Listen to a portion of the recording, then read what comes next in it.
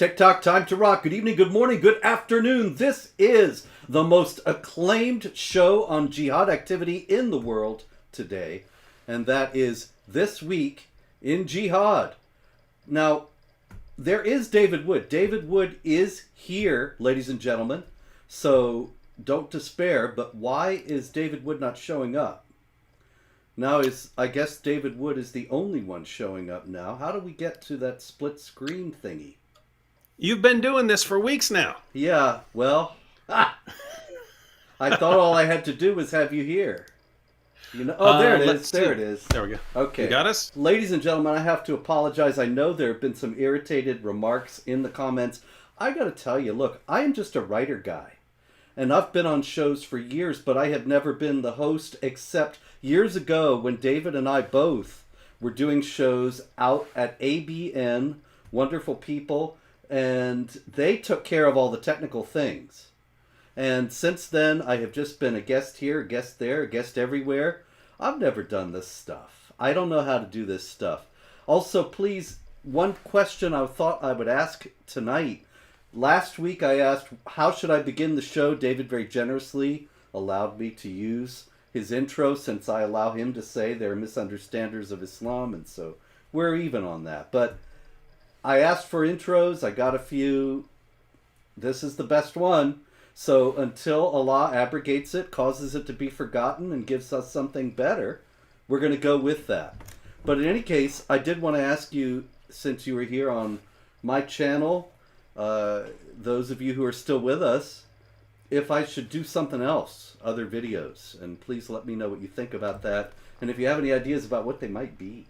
But in any case, we got all kinds of jihad tonight, and I have even gone to the unusual step of organizing the tabs, so that instead of having 37 tabs open, and I can't even see what they are, I have them in sections, so that there's going to be a certain pleasing thematic unity to tonight's show.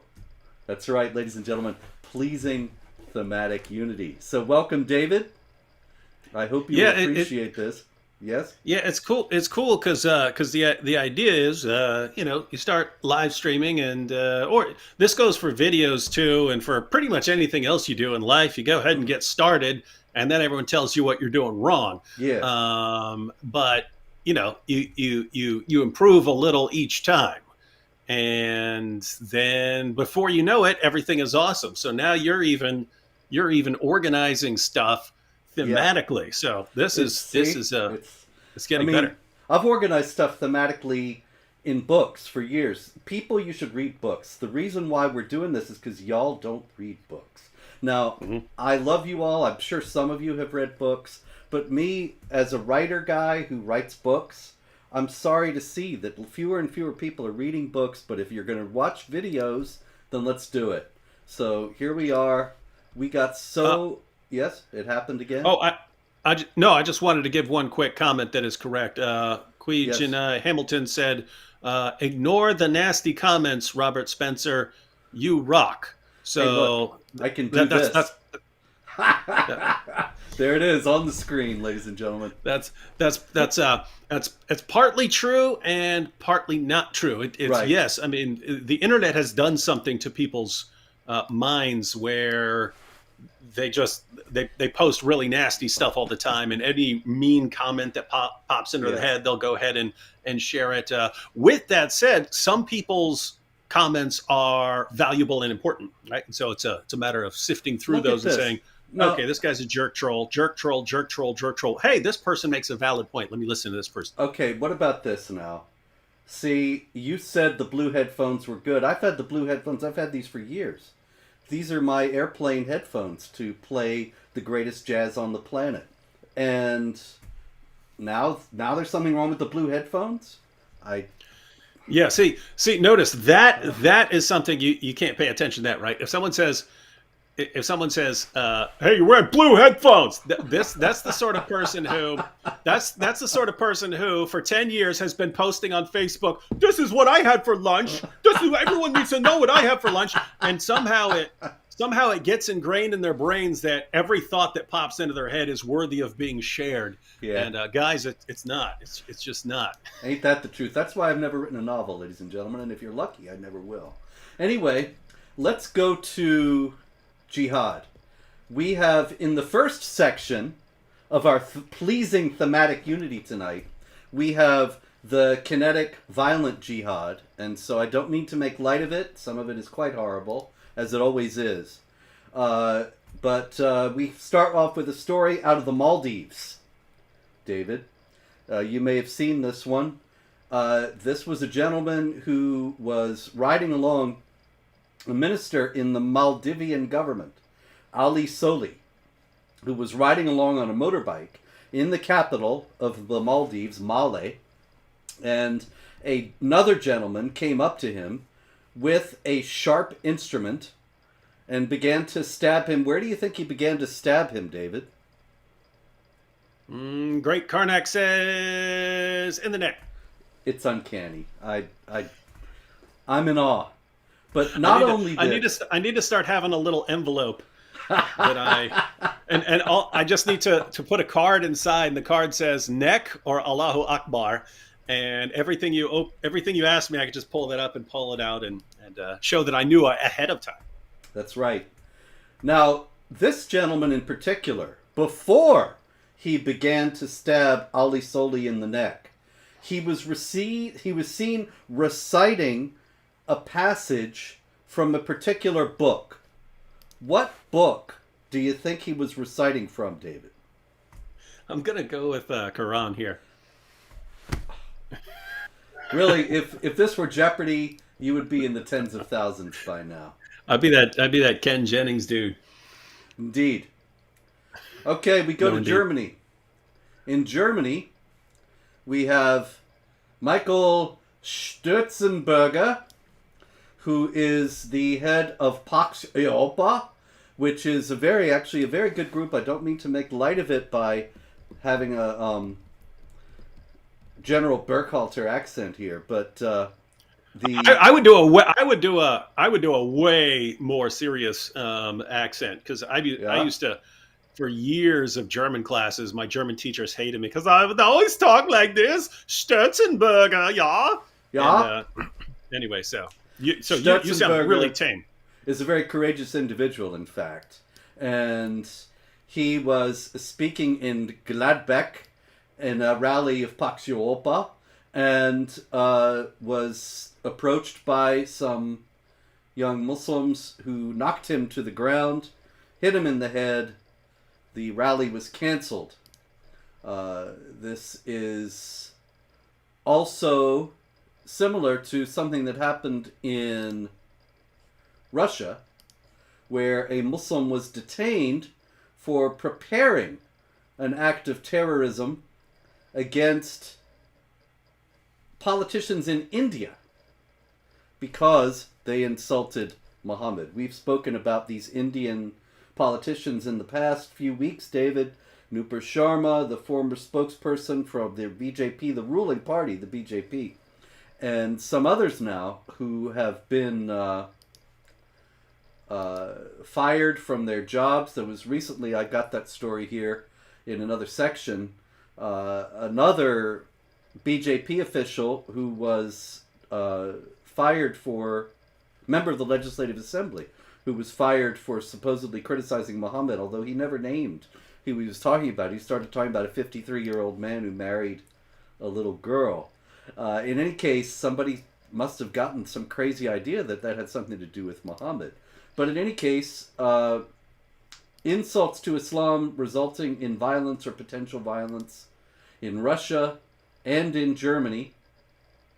In Pakistan. By the way, Robert, I don't know how familiar you are, because I haven't read the story about the most recent situation in India over supposed blasphemy about Muhammad. But I don't know if this was the same one or a different one, but it was in a police report that he had made blasphemous remarks about Muhammad, and I saw a lot of people complaining, saying blasphemy is not a crime.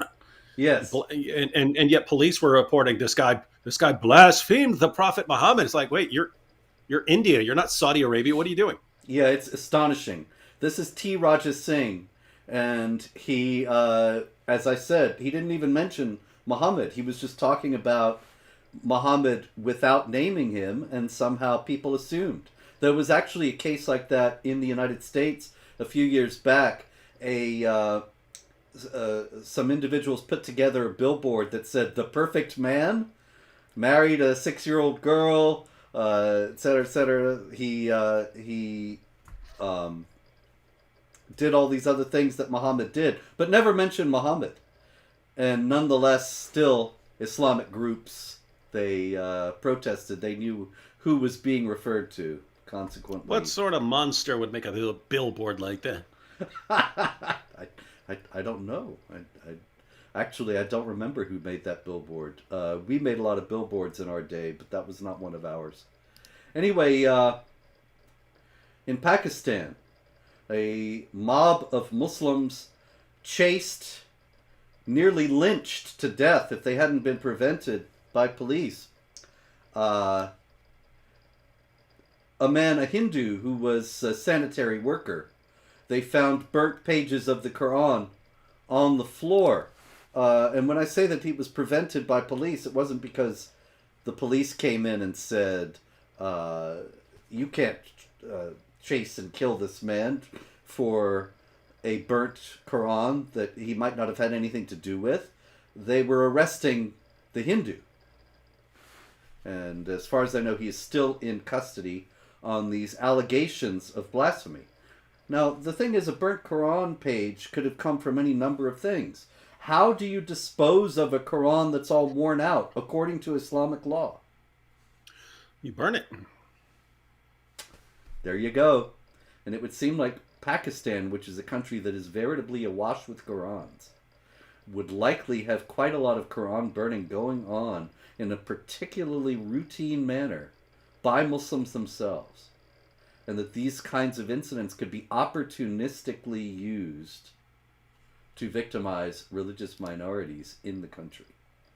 Along these lines, at what point do they stop calling us crazy Islamophobes for pointing out that Islam has these issues with blasphemy? I mean, it's here now. We have it. We have these attacks in the United States with Salman Rushdie. You have the issues in India and Pakistan, and I mean, in Africa, in the Middle East, anywhere someone can simply accuse another person of blaspheming Muhammad or the Quran, people start dying. And yet, when we point out why, we're racists and bigots, and that's the only reason you could come to such a conclusion.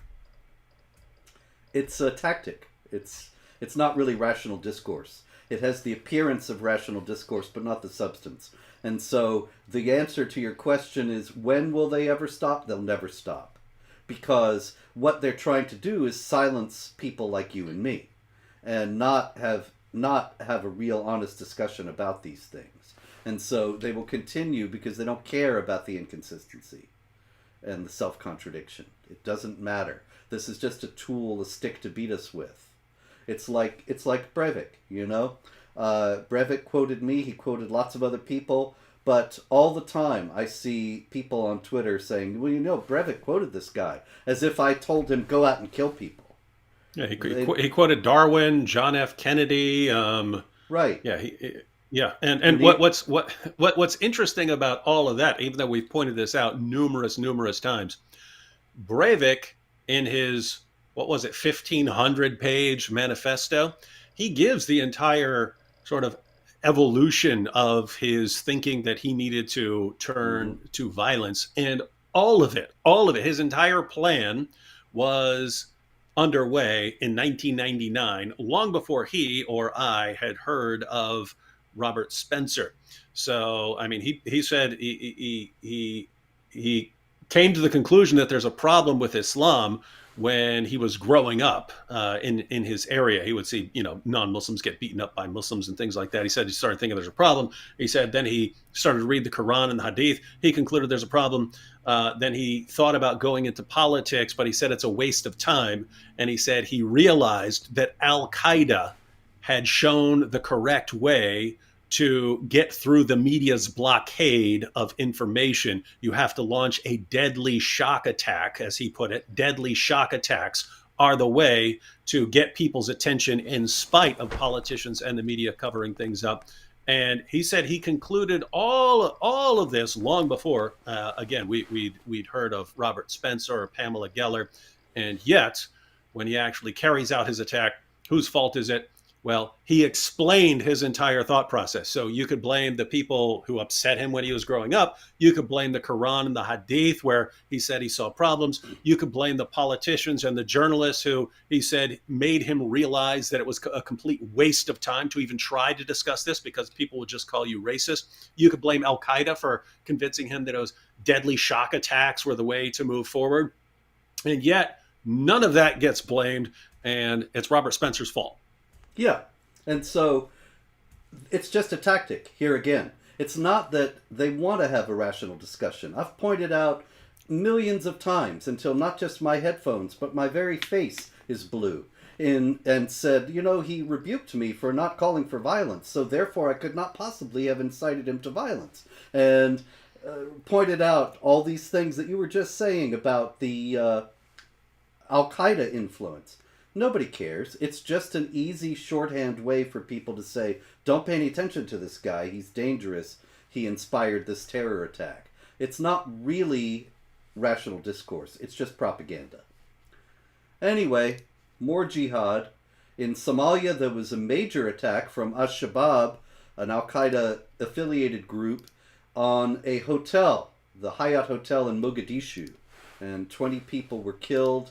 40 people were injured. The president of Somalia has declared all-out war against Al-Shabab. And it kind of reminds me of... Yeah, it reminds me of when the various presidents of Nigeria, Goodluck Jonathan and then Muhammadu Buhari, have both said, we're going to go to war against this Boko Haram and we're going to stamp them out. They're going to be gone. And it never happens. It's just rhetoric that we always see dragged out after the jihad attacks. But and the fact that even politicians who come along every once in a while and actually want to deal with the problem can't actually deal with the problem. And this flies in the face of this, the myth that this is just a tiny minority of extremists. If this were a tiny minority of extremists, you'd be able to, entire nations would be able to deal with this problem. And yet it keeps springing up, right? Mm-hmm. So it's Nigeria, it's Somalia, it's Pakistan, over and over and over again. People are helpless to do anything about the jihadis killing in their midst. And you'd think if it was really a tiny minority, if this was just a tiny minority of extremists, then no problem, take care of them. And then great, the problem's gone. And now we can all live with peace and democracy as Islam really teaches. Instead, no matter how many governments or how much effort they put into dealing with the terrorist groups just keep growing and recruiting more members. And so where are all these members coming from? And why? What on earth would make people think, oh, I should join a jihad group? This is the question that's never answered by the mainstream. What is it that makes people think this is the right thing to do? Could it be that they're reading the Quran and seeing that it's calling them to wage war against unbelievers and that these people are waging war against unbelievers? It's never considered. No, and really, if this had nothing to do with Islam, then it shouldn't even be the governments that have to deal with this problem. It should be the educated Muslim clerics, the sheikhs, the imams, educating their people in the mosques and in the madrasas and showing them, hey, you see, this has nothing to do with Islam. And yet it's the mosques and the madrasas that are putting out all of these terrorists who are going and joining Al-Shabab and Boko Haram and all these other groups. And I mean, again, at what point do we recognize that there's a problem? There were a couple of imams who were just arrested the last few days in India, and it turns out they were recruiting for Al-Qaeda. Shocker. How could imams who read the entire Book of Peace, and they know how we cherry pick from it and take it out of context. How could they possibly come to the conclusion that Al Qaeda was the way to go? It's baffling. Yeah, don't they realize all you have to do is go to Surah 5, verse 32 of the Quran, chop off the beginning of the verse, which says that this is, for the Jews, quote part of the verse that says, if anyone kills a man, it's as if he's killed all mankind. Ignore the very next verse, which commands Muslims to crucify and dismember and slaughter people in the name of Allah. Ignore the commentaries, which say that, that making war against Muhammad includes even things like criticism and disbelief, and therefore these penalties of slaughtering people apply to people simply for criticism or disbelief. Ignore all of that and just go with the dismembered version of Surah 5, verse 32. Ignore that this is from the Talmud. Ignore all of that stuff. And then you've got this religion of peace. That's how we got the idea that Islam's a religion of peace here in the West. Why aren't they doing it over there? Yeah, I was thinking about that earlier today on Twitter. This guy, I posted, there was some post or other from Jihad Watch about some jihad violence. Oh, it was this fellow over in Iran. But I'm getting out of order here, so maybe I shouldn't do this. But it was this Muslim cleric in Iran, and he was saying how, oh yes, that Rushdie should be killed. It was a good thing. And so this other Muslim comes onto Twitter and responds saying, no, this guy's got it all wrong. Islam believes in the freedom of speech. So I think, great. Well, that's wonderful. I look forward to when you go over to Tehran and explain to this Muslim cleric how he's getting Islam all wrong. How is it that he became a misunderstander of Islam? Yeah, it is weird how organizations like CARE, going way, way back, way back, they're always lecturing us and other Americans, telling us and other Americans what Islam really teaches. And it's like, if you guys are right, why are you telling us? Why aren't you telling the imams and the sheikhs and so on? Why aren't you telling them that Islam is peaceful and tolerant? Why aren't you telling the terrorists? Because that would, if there were, mobs of Christians springing up around the world, slaughtering people in the name of Jesus, my job numero uno would be to show them that they need to stop that. It wouldn't be to call everyone a racist for being bothered about it, right? And yet in Islam, oh, you've got terrorists everywhere around pick a country. If there's a sizable Muslim population there, you've got some jihadis there who are going out to slaughter people in the name of Allah. And this problem, and I don't know if you saw the clip, but Mohammed Hijab, in his response to the Salman Rushdie attack, said he said something along the lines of, "Yes, in Islam we've got gangsters. We can't control our gangsters. So hey, even if we do things differently, we can't stop our gangsters for coming and killing you." And it's like, well, great. Now you've admitted it, that there's always this population of people ready to kill within your religion, and that there is nothing you can do to stop them. So what do? Do you try to educate them and show them that Islam is peaceful? No, you lecture us and tell us to shut up about, not wanting to be slaughtered by these guys. Interesting stuff. Yeah, actually, I have one here. This is not the one that he was responding to, but it doesn't matter. This Lebanese academic, actually, Dr. Sadek Annabulsi, and he said that it was a good thing that Khomeini put out the fatwa against Rushdie because it prevented the West from issuing further insults to Islam. And I think actually Dr. Sadek Annabulsi is quite correct that the fatwa did have a chilling effect on the freedom of speech. And cowardice is pandemic in the West now, largely as a result of the fatwa, but also as a result of the killings after the Muhammad cartoons and Charlie Hebdo and the attack on Arafat and so on.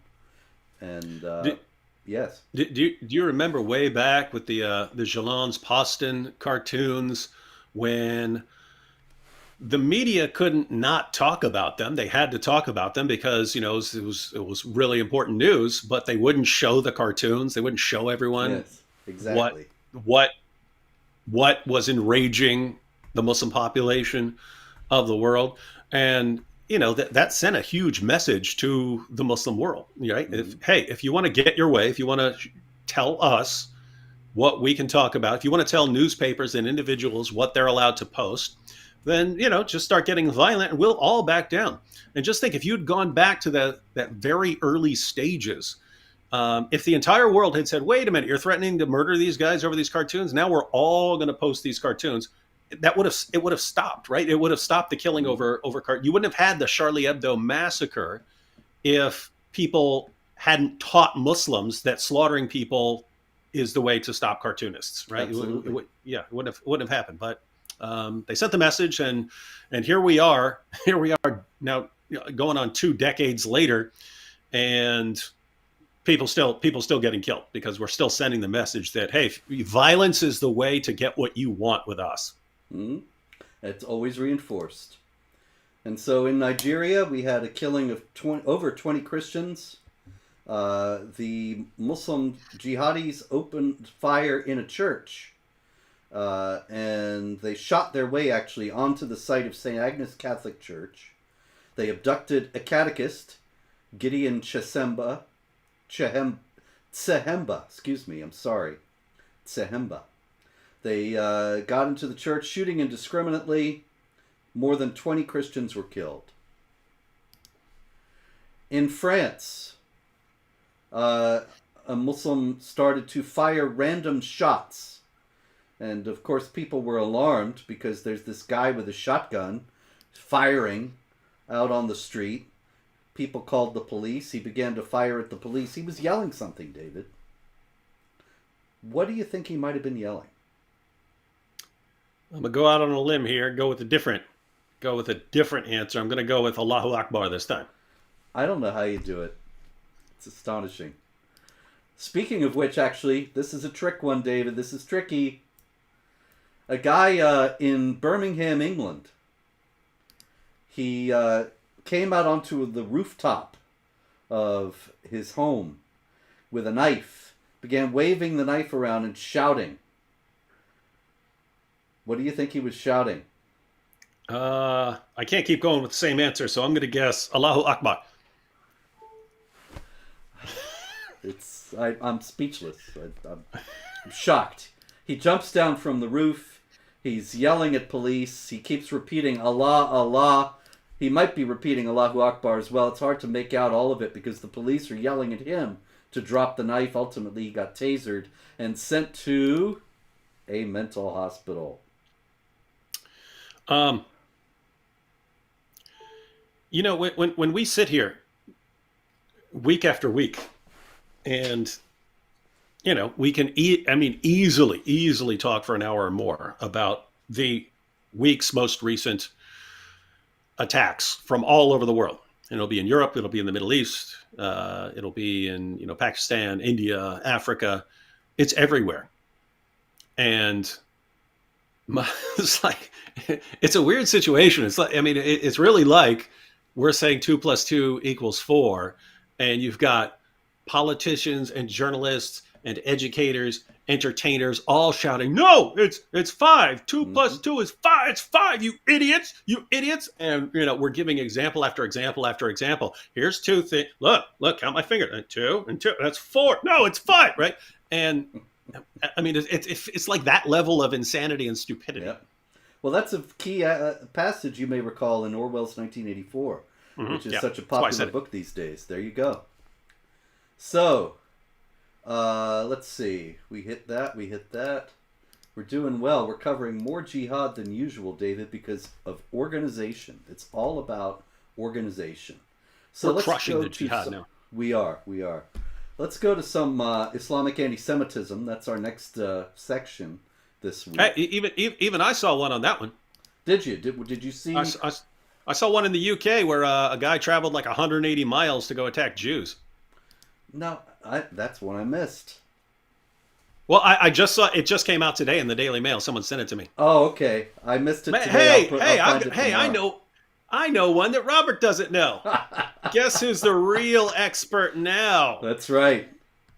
Let me go ahead and report this real quick so I can actually educate you on global jihad, Robert.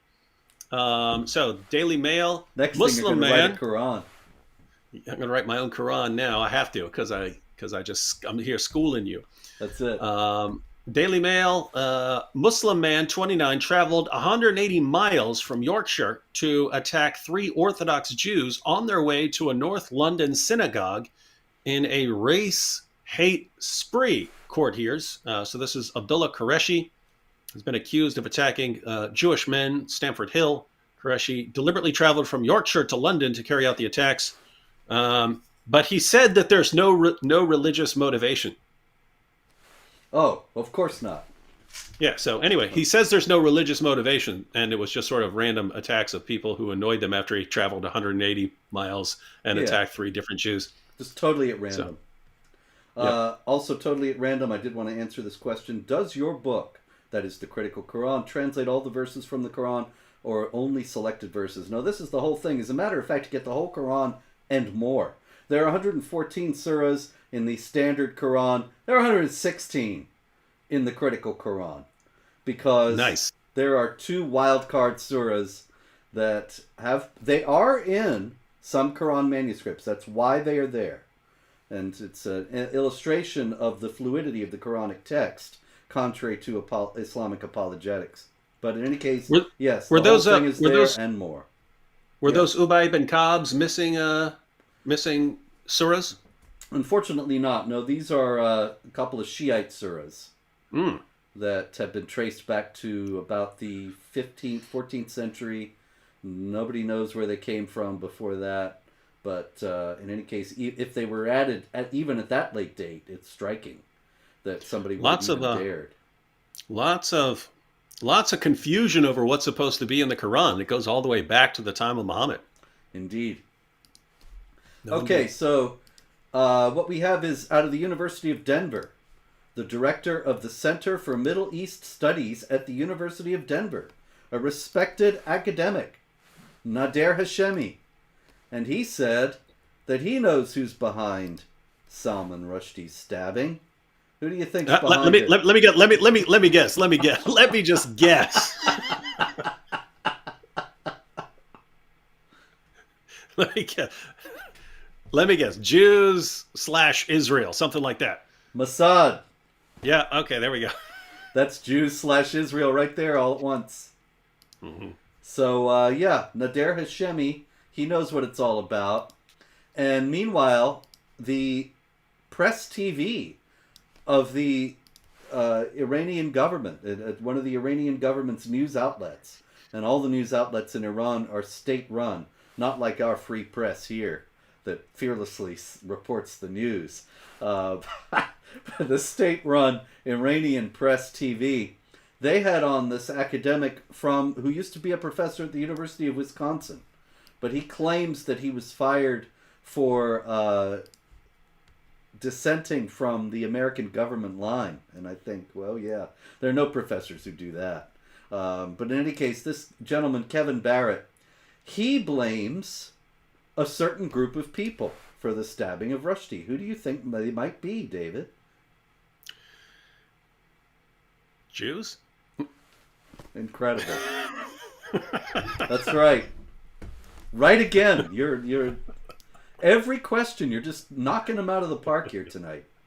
So Iran's Press TV, state-run news outlet, features an American academic explaining he is a convert to Islam, old Kevin Barrett, and he's got it all figured out. Meanwhile, very interesting statement coming out of an Islamic scholar in the West Bank, in Judea and Samaria. And his name is Mohammed Afif Shadid. And Mohammed Afif Shadid said this. I had to transcribe this whole thing, so I'm going to read it out. If I had to get all this down, then you all can get to hear it. Ladies and gentlemen, here is Mohammed Afif Shadid.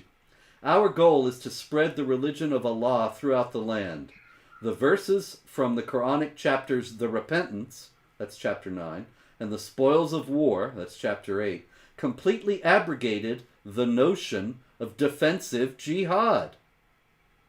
We constitute an offensive army. Fight those who do not believe in Allah and the last day and do not comply with what Allah and His Messenger have forgiven. That's 929. Fight them until there is no more strife and religion will be entirely for Allah. That's 839. Kill the polytheists wherever you find them. That's 9:5. We did not set out for Medina to fight the Persian and Byzantine because they occupied and plundered our land, but to usher them into the abode of Islam and nothing else, and to spread the religion of Allah. In the days of the rightly guided caliphs, the Islamic Caliphate, the abode of Islam spanned 6 million square kilometers.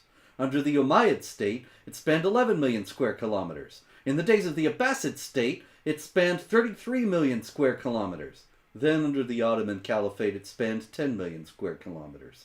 The second caliphate, which will rise soon in our own days, inshallah, will reach 510 million square kilometers, which covers the entire globe.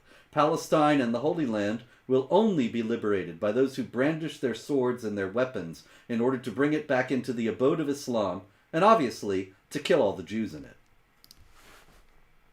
Muhammad Afif Shadid.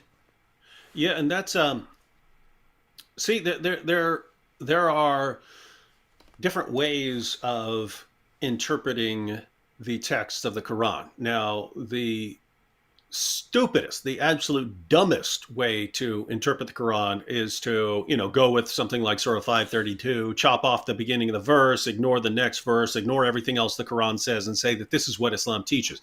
That's like absolutely insane, and yet that's the dominant method of interpreting the Quran. Here in the U.S. among Muslim organizations and politicians and so on. But there are kind of two serious ways you can reconcile these different passages in the Quran and the Hadith, because you have obviously jihad is proceeding in stages. When Muhammad and his followers are, this small minority who can't hope to win a physical confrontation with the unbelievers, then it's, to you be your religion, to me be my religion, all that sort of stuff.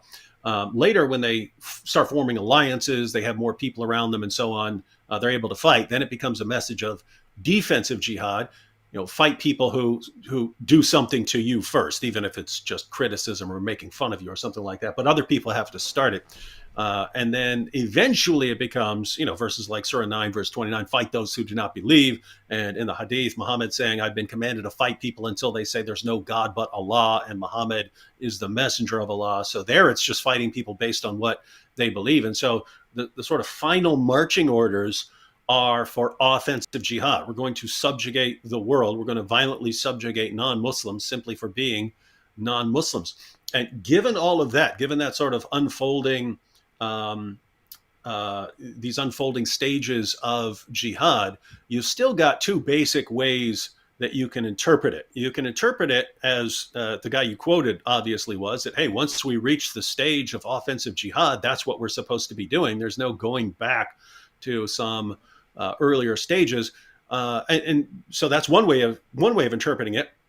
The way that I interpret it, and certain other Muslims interpret it, is certain Muslims, even Muslim scholars, have interpreted it is that it depends on the context and the status of Muslims in a society. So if you're in a society where you're a tiny minority of the population, like Muhammad and his followers was, then you operate based on the passages that were revealed when Muhammad was in that similar context. If you are able, if you make up 15, 20% of the population, you're able to fight defensively, but not offensively, you're not able to go out and subjugate the world, then, you go ahead and fight defensively. And then when you are the most powerful force in a society, then you violently subjugate people. And so I think you could interpret the texts in either way. The reason I would go with the one I just talked about, the latter method of interpretation, is because you can look at any country in the entire world and it follows that pattern. It follows that pattern of, in other words, you can pick a country, don't tell me the country, Tell me the percentage of Muslims in the population, and I will tell you the message that they are preaching about Islam. And it will be the message that Muhammad preached when he was in a similar situation in society. And so there's basically the entire Muslim world somehow always falls into line with that pattern. Always. And I just keep hoping that people who keep insisting in the West that jihad is only defensive are going to head over to the West Bank and talk to Mohammed Afif Shadid about how he's misunderstanding Islam. Of course, they're going to go talk to him, not us. Yeah, of course, because that's what they always do. Okay, let's see. We got a bunch of dumb infidel stories here. There was a terrible video. I don't know if you saw it, David. It was out on Twitter a few days ago of a Muslim migrant, actually a migrant, I should say, from Guinea in Africa. And Guinea is 85% Muslim, so it's very likely that he was indeed a Muslim migrant in Italy, raping a Ukrainian refugee out on the street. And she is pleading and praying and sobbing, and he is raping her. And this video was actually shared on Twitter by a politician in Italy named Giorgia Meloni. And Giorgia Meloni put this out with the comment, "One cannot remain silent in the face of this atrocious episode of sexual violence against a Ukrainian woman carried out in daytime in Piacenza by an asylum seeker. A hug to this woman. I will do everything I can to restore security to our cities." So that's a very important message as far as I'm concerned, in light of the fact that you have so much rape activity from the migrants, refugees in Europe, with the rape gangs in Britain and rape rates rising all over Europe because of the migrants. And the migrants are doing this because of as many of them have said explicitly, the Quran allows them to take the captives of the right hand, the spoils of war, and to rape them and so on, to use them in this way. This is allowed in Islam. And yet the anger that has been aroused by this incident in Italy is all directed at Giorgia Meloni for sharing the video, and not at the rapists or at the situation. Enrico Letta, who is the head of the center-left Democratic Party, he said, "It is indecent to use images of a rape, even more indecent to do so for electoral purposes," and so on, and all kinds of politicians. Of course, they're the competitors of Giorgia Meloni. They want to defeat her at the ballot box, so it's understandable that they would use this, but nobody's upset about the phenomenon that she pointed out. Everybody's just upset that she shared the video. And I mean, suppose someone just doesn't want to believe that Islam actually allows this, even though we could show them from the Quran, we could show them from the Hadith, we could show them from the Sirah, we could show them from the Tafsir, we could show them from 14 centuries of Islamic history that Islam allows the rape and subjugation, sexual subjugation of non-Muslim women. And suppose you just didn't want to believe that at all. It seems that even if you just wanted to remain completely blind to that, you would at the very least be thinking in just purely commonsensical, practical terms. Wait a minute, you've got these guys who, in their country, women are completely covered, and they're told all their lives that women who aren't completely covered are unwrapped meat, and they basically want it. And then you grab a bunch of these guys and take them over to your country, and they start raping a bunch of girls. Shocker. Yeah, shocker if you're a complete idiot. I mean, obviously that's what they're going to do, right? If you're told, hey, let me put it this way.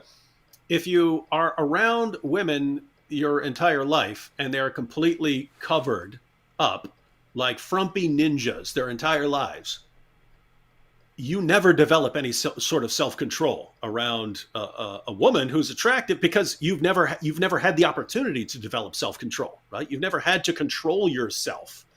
And so all of a sudden you take these guys and throw them in a bunch of, women who aren't dressed like that. And lo and behold, they start raping them. So anyway, the point is, even if you thought it had nothing to do with the religion, at least understand that you're going to have a problem here just based on, where these guys come from and where they're going. Indeed.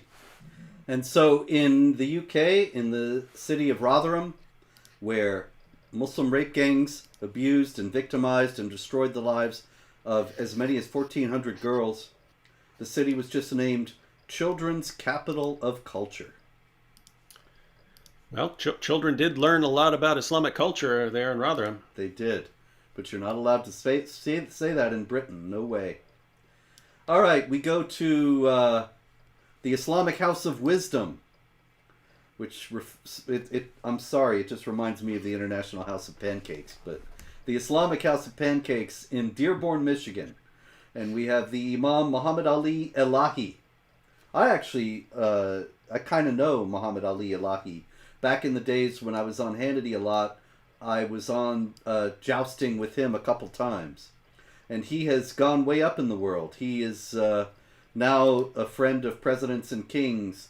He recently hosted Vice President Kamala Harris, and she was full of praise for his operation there at the Islamic House of Wisdom in Dearborn, Michigan, if not pancakes. And the governor of Michigan, Gretchen Whitmer, recently appeared there for a prayer service. He's a pillar of the community. The mayor of Dearborn Heights actually made a video calling for people to contribute to the mosque, and on and on and on. But also, he has for years worked with the Iranian regime, and he praised Mahmoud Ahmadinejad, the former president of Iran, and Hassan Rouhani, the former president of Iran, people who have very unsavory human rights records. And he served as the head of political ideology for the Iranian Navy. He came to this country originally in 1991 in order to inspect American branches of Hezbollah, which is a designated terrorist organization. Now, why would somebody who is friendly with and working with a designated terrorist organization, why would any politician want to have anything to do with this man? It would seem like it would be political death, but not in the United States today. If Kamala Harris actually had been seen with us, she'd be in big political trouble.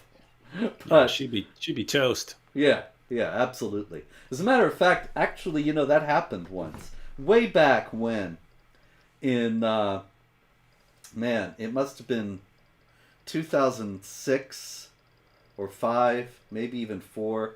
I was invited to speak at the Temple of the Arts, which is a synagogue in Los Angeles.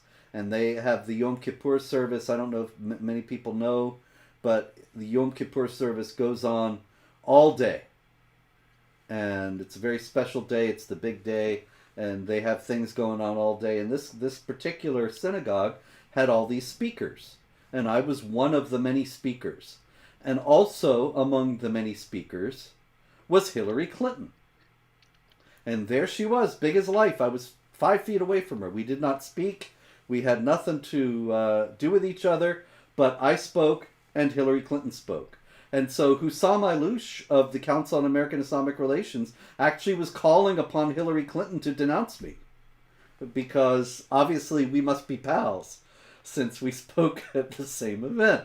And this is this is obviously part of CARE's efforts to make any critic of Islam and jihad radioactive and make people understand that the Temple of the Arts was really the target, that they shouldn't have invited me. And of course, they never made that mistake again. But the same kind of thing has never happened with the people it should have happened with imams tied to jihad entities like Muhammad Ali Elahi. They've become the respected mainstream. And this is one of the reasons why we're in this trouble. Yes. Two things. One, maybe we should start, using that. So you should be wearing an "I'm with her" pin when you speak. But no, start using it. Start. Hey, you know who our favorite politician is, and That's it.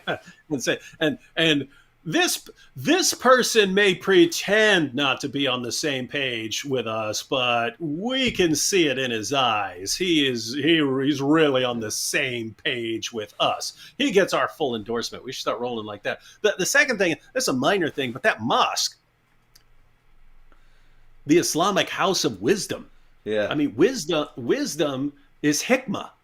How do you not go with House of Hikmah? That sounds so cool, right? House of Hikmah. Hikmah welcome House. to the house of Hikmah. Maybe somebody. I'd go there. I'd go there just because of the cool name. That sounds like a cool YouTube channel. Muslims who are watching, start up a channel called House of Hikmah, and you're going to get like 100,000 subscribers. Somebody probably thought that it sounded too much like hick, Yeah. and they didn't want to. They didn't want to go there. All right. See, this guy didn't even have the Hikmah to name his place House of Hikmah. You're right. There's no doubt about it. Muhammad Ali Elahi, maybe we should have him on. He could. We could finally use that third panel that showed up in our first show here, and I don't know. That's maybe not for this show. Anyway, okay. The Conservative Party in Britain has suspended a gentleman named Steve Flood. Steve Flood was a counselor at the Sprites Ward on Ipswich Borough Council. I got to tell you, I don't have any idea really what that means Steve Flood actually did. But he's been suspended following allegations of Islamophobia. I regret to tell you that Steve Flood retweeted a couple of, most of the stories about this, by the way, they would not say the terrible things that Steve Flood said. It was just too terrible for the delicate ears of BBC readers. They could not say anything. But the Ipswich Star, probably people work there, they're less versed in the politically correct silence that one must maintain about this sort of thing, noted that Steve Flood retweeted two Twitter posts. One said Islam was a faith that does not allow free speech. And the other said that it called for Islam to be banned in the UK. Now, I'm not in favor of banning religions. That's just going to create thought police and totalitarianism, all this business. But at the same time, it has to be noted that there are plenty of aspects of Islam, including the denial of free speech, that are not compatible with Western-style secular republics. And ultimately, the Western-style secular republics are going to have to deal with that one way or the other. Surrender or draw a line. But there is a contradiction between Islamic law and Western law.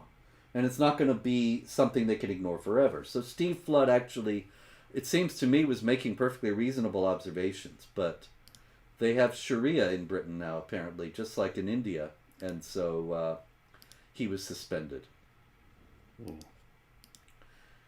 One quick comment. Christian Gadfly said,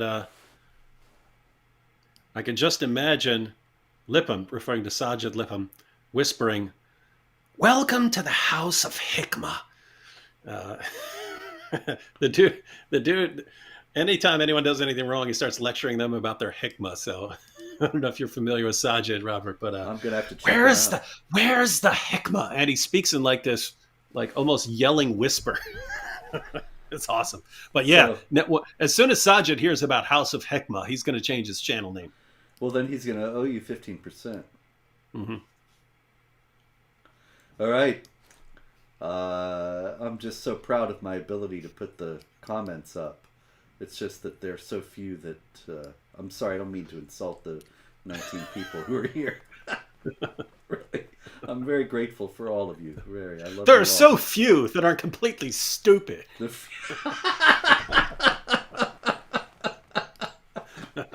No.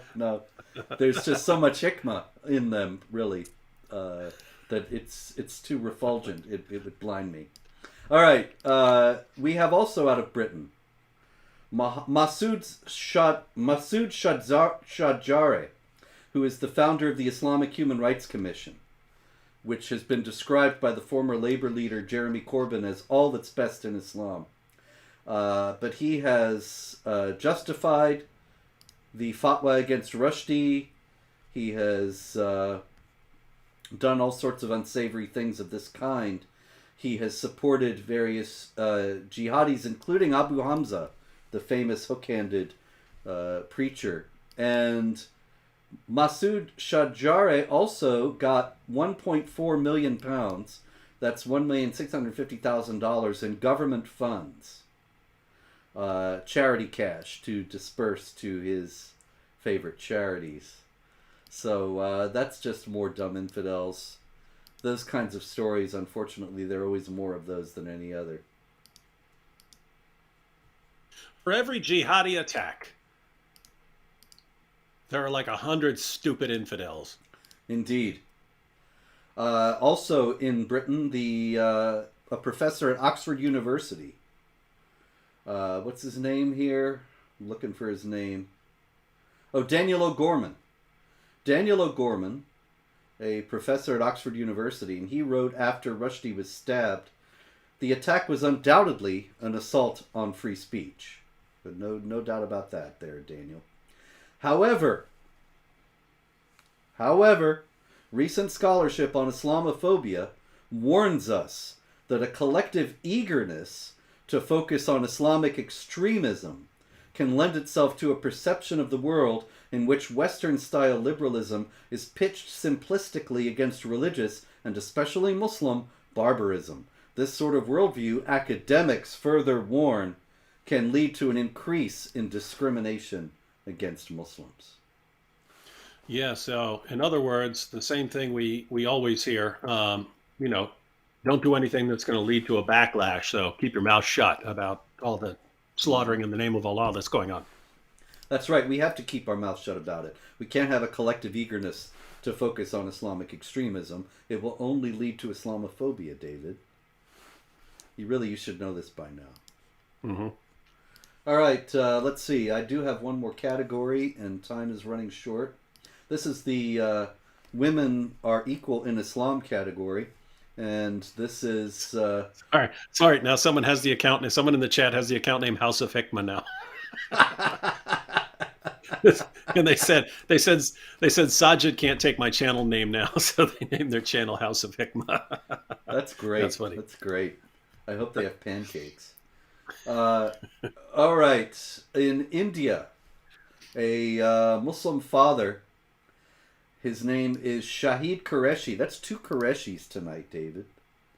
It's just a bad thing. But in any case, Shahid Qureshi had a daughter, Shayna, and he wanted her to get married and had fixed her marriage, arranged her marriage. But Shayna did not like the individual that she was supposed to marry. And so Shahid Qureshi actually beheaded her. Why did he behead her, David? I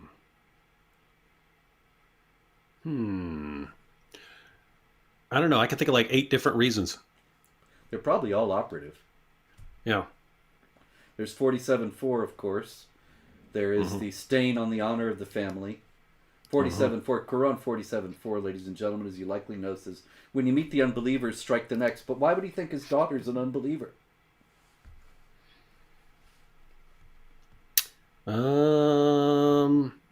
Doing some un-Islamic stuff. There you go. You do un-Islamic stuff. You're not a Muslim. Terrible story out of Pakistan. We have a girl who... What did she do? Let's see. I'm not even sure what she did. Oh, it's another forced marriage story. And she refused. And so her father took out the phone and started to video as he made her lick shoes. Yeah, it's just a gross, disgusting video, and it made the rounds last week. This is the kind of thing that you don't ordinarily get people talking about when they're talking about 434. that says you can beat a disobedient woman. And if you can beat a disobedient woman, and you get these apologists saying, oh, but Muhammad said you can only do it with a toothbrush. Okay, well, this woman's not even being beaten. But you have set the atmosphere, you've arranged for the environment with 434 that you can discipline a woman who is disobedient.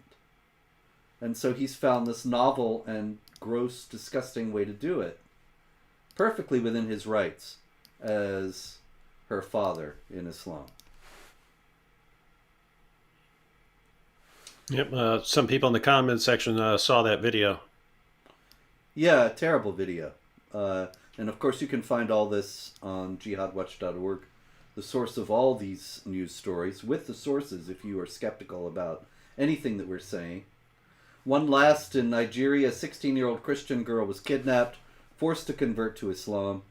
A lot of people say, well, these kinds of stories, they have nothing to do with Islam, because chapter 2, verse 256 of the Quran says there is no compulsion in religion. But she wasn't really forced. She could have chosen to be killed. So she was perfectly free to convert to Islam.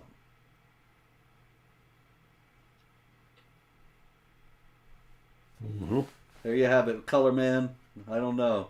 Am I not giving you good enough lead-ins, maybe? Anyway. That's